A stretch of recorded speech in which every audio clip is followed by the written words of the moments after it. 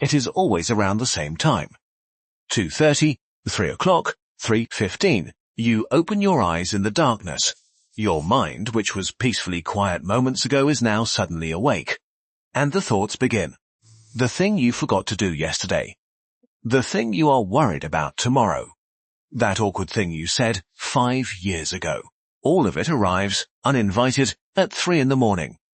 If this has ever happened to you, you are not alone, and the reason is not what you think.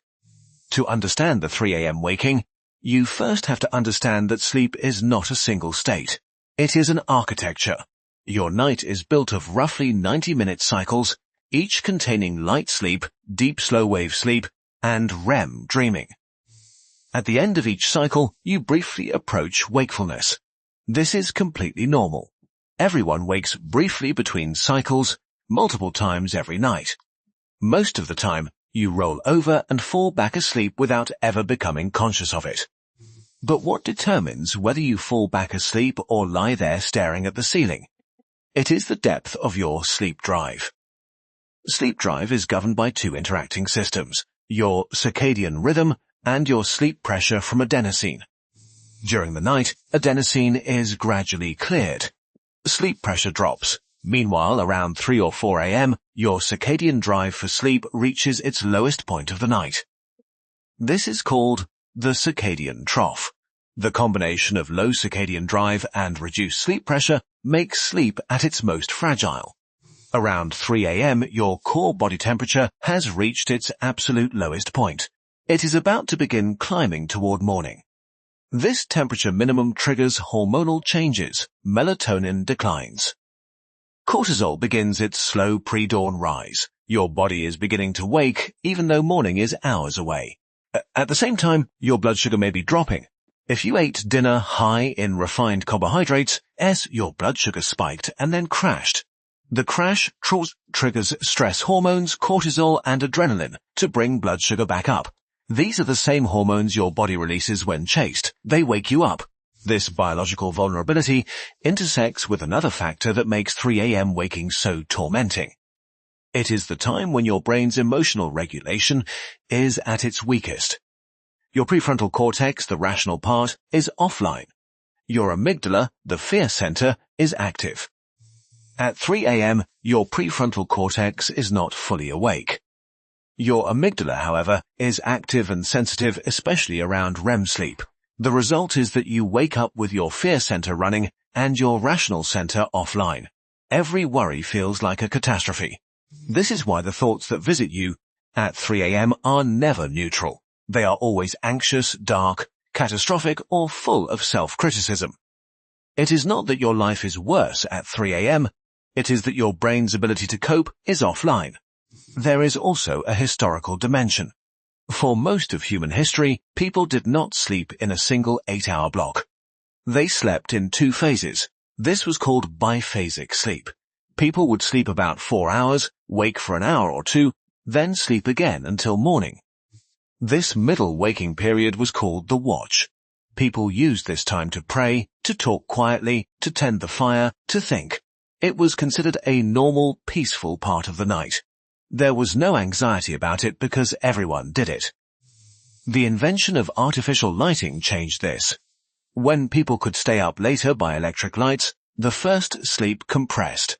The waking period disappeared from cultural memory. When people started waking at 3 a.m., they saw it as a problem, not as a natural remnant of biphasic sleep. The anxiety about waking became the reason they could not sleep. This is the cruelest irony of 3 a.m. waking. It is often the worry about being awake that keeps you awake. So, what can you do? The first rule is the hardest. Do not look at the clock. Checking the time triggers a cascade. You calculate how many hours remain. You realize it is not enough. You worry. This releases cortisol, which wakes you further. Turn the clock away. The second rule is to stay in bed, but stop trying to sleep. Trying to sleep is like trying to fall in love. The effort is counterproductive. If you have been lying there more than 20 minutes, get up, go to another room. Keep the lights dim. Do something boring. Read a physical book. Listen to a calm audiobook. Fold laundry. The activity must be dull enough not to stimulate, but engaging enough to distract from anxious thoughts. When you feel sleepy again, go back to bed. Address the source of anxiety, but only during the day. Keep a pad of paper by your bed. If you wake with a racing mind, write down the worry in a single sentence. The act of putting it on paper tells your brain it has been recorded and will be dealt with later. This can be surprisingly effective at quieting the anxious loop. Understanding the historical context can help. When you wake at 3 a.m., remind yourself that this is what humans did for thousands of years. You are not broken. You are experiencing a remnant of biphasic sleep. Removing the anxiety often allows you to fall back asleep. There are practical changes that can reduce 3 a.m. waking. The most important is to avoid alcohol before bed. Alcohol is a sedative, but as your blood alcohol drops in the middle of the night, there is a rebound effect. Sleep becomes fragmented. You are much more likely to wake at 3 a.m. The timing and composition of your evening meal matters. A heavy meal close to bedtime disrupts sleep. Refined carbs cause the blood sugar crash at 3 a.m. A small protein-rich snack before bed, like nuts or cheese, can stabilize blood sugar through the night. Caffeine has a long half-life. Even if your last coffee was at 2 in the afternoon, significant caffeine is still circulating at midnight. Caffeine blocks adenosine receptors, interfering with your sleep pressure system. If you are prone to 3 a.m. waking, try cutting off caffeine by noon. Stress management during the day is the most important long-term intervention. The thoughts that visit you at 3 a.m. are the same thoughts you suppress during the day. At night, with your prefrontal cortex offline, they rise. Process stress during waking hours, journal, talk, exercise, meditate. A warm bath before bed can help. The subsequent drop in body temperature mimics and amplifies the natural temperature drop for sleep.